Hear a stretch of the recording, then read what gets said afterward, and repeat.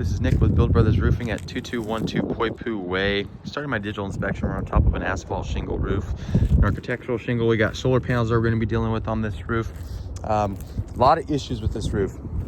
First things first, right off the bat, I can get on the roof and I see all these exposed nail heads. Each and every one of these nail heads is a leak waiting to happen. You can see how rusted out those nails are as well. Again, just showing you, how long water's been getting into this home.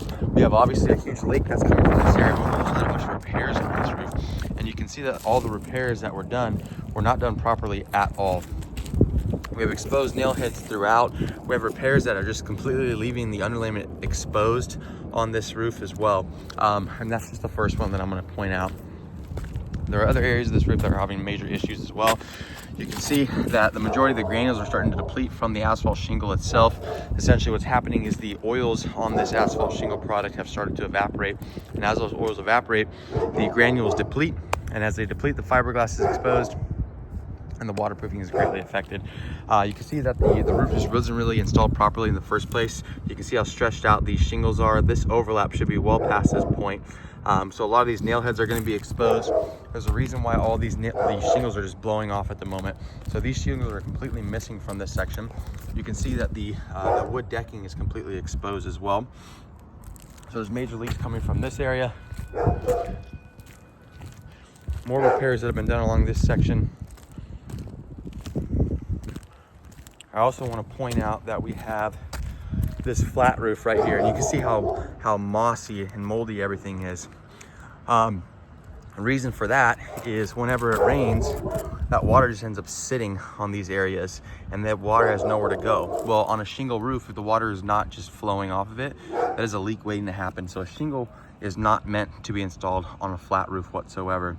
This needs to be removed, and we need to either install a torch down modified bitumen roofing material or a TPO roofing material, because this entire section is a major leak waiting to happen if it's not already occurring. Again, more solar panels that we'll be dealing with. And then you can see all of the damages as well. You can see all these repairs that have been done, but you can see these shingles are literally just coming off. All this underlayment is completely exposed. All here.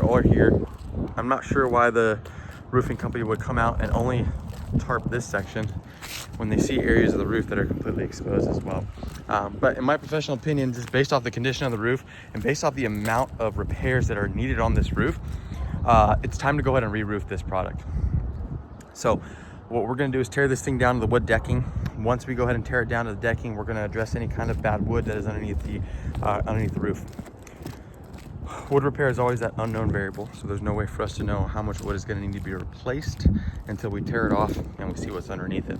But once we go ahead and tear this thing back and we replace that bad wood, we're going to go ahead and get rid of the original felt underlayment. We're going to go ahead and add a layer of synthetic underlayment. We're an Owens Corning preferred contractor, which means that this roofing system will come with a 50-year warranty from Owens Corning to go along with a 15-year workmanship warranty from us as well. Once that synthetic underlayment is installed, we install a brand new starter shingle along the entire perimeter of the roof. Obviously, these panels will have to be removed and reinstalled, and then the roofing shingle gets installed right on top of it. We're going to be adding some exhaust ventilation to this roof as well. I want to add an O'Hagan vent over here and an O'Hagan vent over here, probably one or two on each side, just to increase that airflow on this property. We don't see any exhaust ventilation at the moment, so we want to go ahead and increase that as well. But yeah, based off what I'm looking at, based off the amount of damage that's already been done on this roof and how damaged a lot of these shingles are, then at this point, it's time to go ahead and replace it. That's it for my inspection.